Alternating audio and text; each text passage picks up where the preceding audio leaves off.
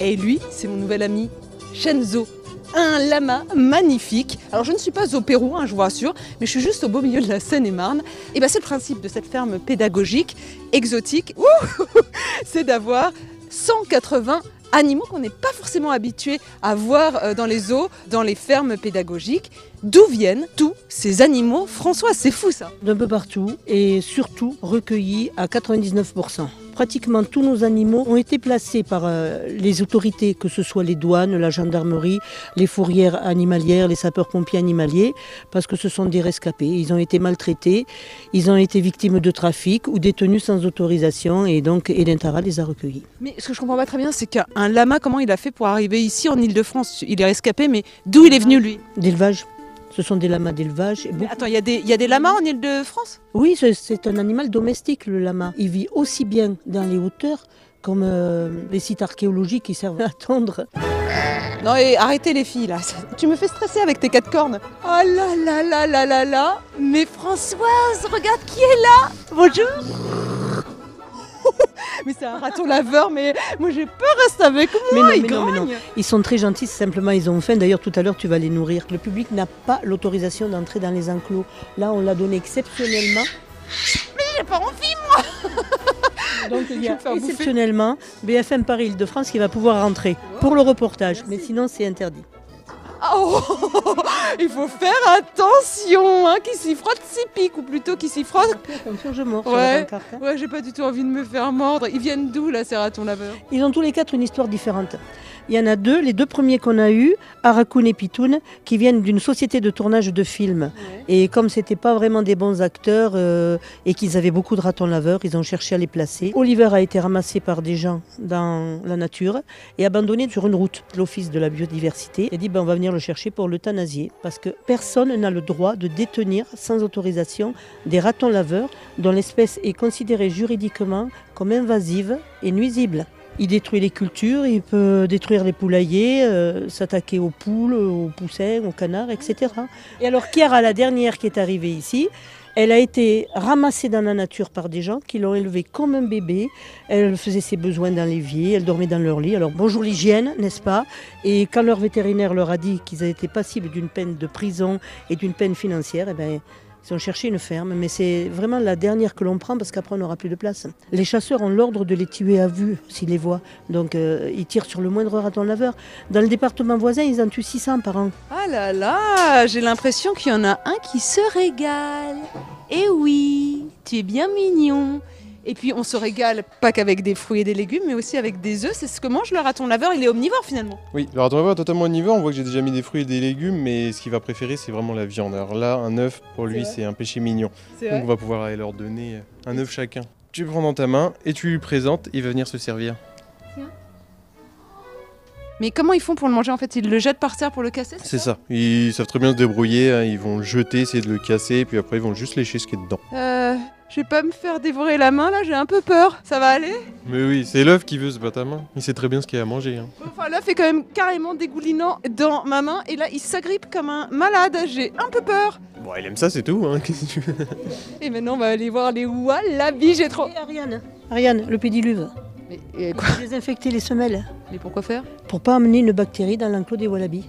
Pourquoi? Qu'est-ce que ça ferait? Une bactérie Ah oui, justement. C'est une bactérie que l'on appelle le lumpy Joe et qui détruit toute la masse osseuse de la mâchoire. Et dès que l'animal l'attrape, il est condamné. Mais comment tu fais financièrement pour gérer tous ces animaux? T'es aidé par la région, le gouvernement, le département? Non, on se débrouille. Par contre, je remercie très sincèrement la communauté de communes qui nous aide beaucoup et qui nous a aidés en début d'année, ce qui nous a permis de payer 3 000 € de facture à une clinique vétérinaire. Ici, on peut venir visiter uniquement le matin entre 10h et midi, et puis l'entrée est vraiment plus qu'abordable. Elle est à combien? Elle est à 5 € pour les enfants de 3 à 10 ans et 6 € à partir de 11 ans. On maintient des tarifs volontairement bas parce que les gens n'ont pas tellement d'argent. On est dans un département où il y a des personnes qui ne pourraient pas aller visiter d'autres parcs que celui-ci. Donc c'est également une action sociale que l'on mène. Et coucou Wallaby, on saute? Oh, il est plus rapide, bon sang de bois. Alors lui, il est marrant, déjà, il est tout blanc et on a l'impression qu'il se fait bronzer au soleil. C'est pour ça qu'il a décoloré, il est tout blanc. C'est plutôt parce qu'il est albinos. D'ailleurs, il a les yeux rouges. Et théoriquement, il ne faut pas qu'il reste au soleil trop longtemps. Ah, il a tout faux là. Oui, mais le soleil n'est pas très fort, donc il peut le supporter. Oh, et bah dis donc, là on a un âne qui m'a l'air bien fatigué. C'est qu'il est très vieux, malade ou qui se repose? Il a 25 ans. Il a 25 ans. Nous, on l'a depuis une quinzaine d'années. Il a été placé par le centre d'hébergement des équidés maltraités.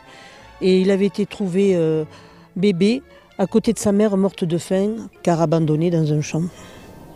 Mais c'est horrible, mon pauvre vieux.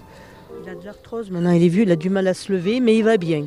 Il est à la retraite ici comme tous les autres animaux, on ne leur demande rien de particulier, que de manger, d'être heureux et de bien se porter. Hé, Coralie, tu me prêtes un peu de ta salade là, j'ai faim. Oh, c'est bon, je te la laisse, ça va. Pas prêté là. Mais c'est un serpent géant. C'est pas un boa? C'est un boa, même impérator, c'est vraiment un boa immense qui peut faire jusqu'à plus de 3 mètres. Donc là, malheureusement, Médéline, du coup elle s'appelle, on ne pourra pas la toucher ou la sortir parce qu'elle a mué. Alors qu'est-ce que la mue? C'est la mue du serpent, ça? Eh oui. Donc là, en fait, elle s'est débarrassée de toutes ses écailles. Elle les a remplacées par les belles écailles que tu vois sur elle. Alors, je t'emmène voir Sydney, notre python diamant tapis.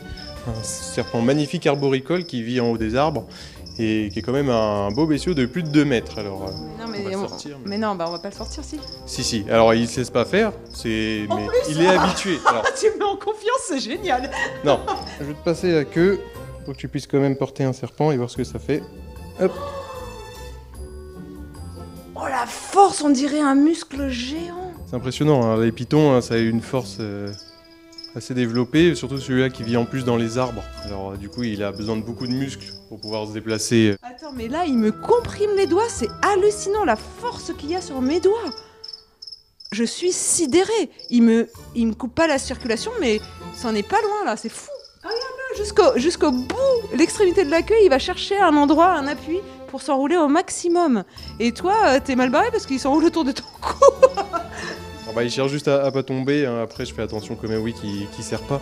Ça commence à me faire mal presque. Regarde, t'as vu, il s'enroule. Qu'est-ce que je dois faire dans ces cas-là? Bon, rien, il va finir par lâcher. Hop, voilà, tout simplement. Comme c'est une ferme pédagogique, vous vous adressez pas mal aux enfants pour être, par exemple, soigneur d'un jour comme je le suis aujourd'hui. On propose aussi des semaines d'apprentis soigneurs où là, des enfants peuvent venir faire une semaine complète à Eden Tara et profiter de plein d'activités diverses. Et maintenant, séance câlin avec mon ami Juan qui en plisse les yeux de plaisir quand je lui gratouille le bidou. Mickaël adore les gratouilles. Est-ce que tu sais ce que c'est cette petite écaille juste au-dessus de sa tête qui est un peu différente des autres? C'est pas très ragoûtant, il y a une croûte, un bout de mue, non? Alors là, oui, elle est en train de muer, mais en fait, c'est un 3e œil. Mais non. En fait, c'est un œil qui va juste capter la lumière. Les iguanes ont besoin de se mettre à la lumière pour se développer correctement. Donc en fait, grâce à cet œil, ils vont capter le meilleur endroit pour eux pour pouvoir se reposer et capter les meilleurs rayons de soleil. Allez Roméo, tu danses? Allez, bonjour Roméo. Il est beau Roméo. Mais t'es beau Roméo. Il y a une histoire comme ça, hein, t'es beau Roméo. Ah oui, dis. Il est beau? Oh. Mais oui, il est beau Roméo. Plusieurs visiteurs du parc nous ont rapporté cette histoire. C'est que Roméo, quand ça le prenait, il pouvait dire 10 fois d'affilée « Il est beau Roméo, Roméo, il est beau, il est beau Roméo », jusqu'à ce que Blue lui dise « Ta gueule », l'ordre perroquet. Et donc on a même dû réapprendre à parler à nos animaux de façon correcte. Mais non. Bah si, parce qu'il y en avait un qui sortait d'un trafic d'animaux, et chaque fois qu'une femme passait à côté de lui, j'ose à peine le dire, mais il lui disait « Salope, salope ». Ah, Françoise, mais qu'elle est mal élevée. Tu devrais lui apprendre à parler, Roméo. C'était le perroquet. T'entends ce qu'elle dit? Et c'est un problème pour les visiteurs, parce que quand il demandait qu'est-ce qu'il dit, moi je répondais, il dit encore. Encore ou alors, en tous les cas, alors venez ici à la ferme pédagogique exotique Eden Tara et surtout filez un coup de pouce à Françoise, à tous ses compagnons. Vous avez ici une cagnotte pour pouvoir faire des dons et faire en sorte que cet endroit survive et se développe encore. C'est tout ce qu'on te souhaite, Françoise. À vous, on vous attend. Bye bye. Merci.